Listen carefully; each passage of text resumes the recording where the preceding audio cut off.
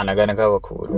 అందమైన పూల తోట, చల్లటి గాలి, ప్రశాంతమైన వాతావరణం, ఆహ్లాదపరిచే పరిసర ప్రాంతాలు, పచ్చటి మొక్కలు, వాటి మధ్య ఒక అందమైన రోజా పువ్వు. సూర్యకాంతి ఆ రోజా పువ్వు మీద పడగానే ఆ కిరణాల వల్ల ఆ రోజా పువ్వు రేఖలు మరింతగా ప్రకాశించాయి.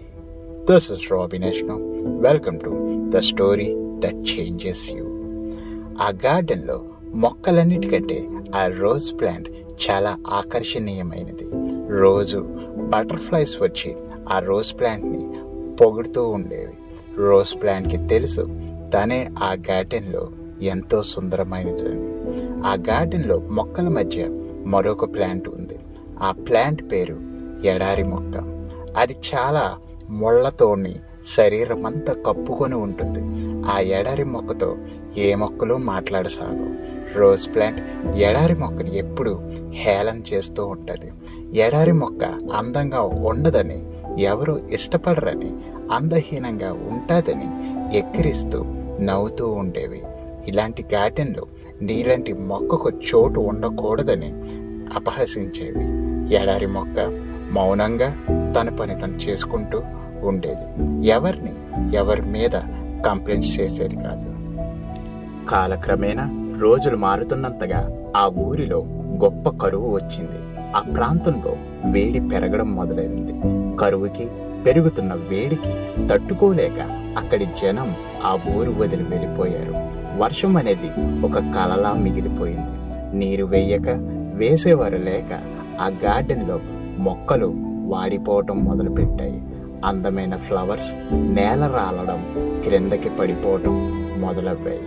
అందమైన రోజ్ ప్లాంట్ నీరు లేక కష్టపడుతుంది. తన సౌందర్యాన్ని స్లోగా కోల్పోతుంది. రోజ్ పెటల్స్ ఊడిపోతున్నాయి. లీవ్స్ డ్రై అయిపోతున్నాయి. తన గ్లోరీ తగ్గిపోతుంది. నీరు లేక చుట్టూ చూస్తూ ఉన్న రోజ్కి ఒక దృశ్యం కనబడింది. ఎడారి మొక్క యథావిధిగా, దృఢంగా, గ్రీన్గా, ఆరోగ్యంగా కనబడింది.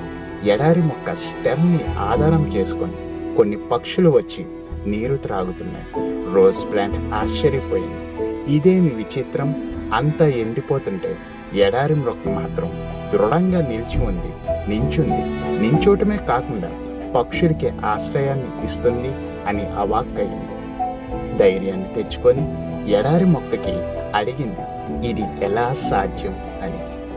ఎడారి మొక్క, నేను నీరు లేకుండా ఉండగలను, అలానే నీటిని స్టోర్ చేసుకునే కెపాసిటీ నాకు ఉంది. అలా స్టోర్ చేసిన నీరు ఇప్పుడు నేను పక్షులకి ఇస్తున్నా అని చెప్పింది. ప్రేమతో, కరుణతో ఆ కరువు కాలమంతా ఆ ఎడారి మొక్క తన స్టోర్ చేసిన నీరుని రోజ్ ప్లాంట్కి పంపి తన ప్రాణాలను కాపాడింది. ఆ తర్వాత ప్రౌడ్ రోజ్ ఎప్పుడు ఎవరిని తక్కువగా చూడటం చేయలేదు, ఎవరిని కించపరచడం చేయలేదు. మరొక్కసారి ఆ గార్డెన్లో అందంగా వికసించింది. ఈసారి మనస్సులో ఎవరిని కించపరచడం, తక్కువగా చూడటం, ఎగతాళి చేయడం, అపహసించడం చెయ్యరాదు. ఏమో రేపనే రోజున నీవు ఎగతాళి చేసిన వాడే నీకు దిక్కవుతాడేమో, ఎవరికి తెలుసు. కాలం తన పని తాను చేసుకుని పోతుంది. మనకున్న పాజిటివ్స్తో ముందుకు వెళ్ళాలే తప్ప మనకి ఉన్న పాజిటివ్స్ని అతిశయించి ప్రక్క వారిని కించపరిస్తే ఒకరోజు వారి దగ్గరికే చెయ్యి చాపే సమయం వస్తుంది. ఎవరిని తక్కువ చేయక, నీచంగా చూడక, అవమానపరచక. ఎందుకంటే ఇప్పుడు ఈ క్షణమే నీది. నెక్స్ట్ ఏమవుతుందో ఎవరికీ తెలియదు. ఒదిగి ఉండడం వలన హెచ్చించుకోవటం వల్ల తగ్గింపబడతాం. చాయిస్ మన చేతుల్లోనే ఉంది. This is Robin Yashno. ఈ కథ మిమ్మల్ని ఇన్స్పైర్ చేస్తే అందరికీ షేర్ చేయండి. ఛానల్ని సబ్స్క్రైబ్ చేయండి. లైక్, షేర్, కామెంట్స్, మీ అభిప్రాయాన్ని వ్యక్తపరచండి. Thank you.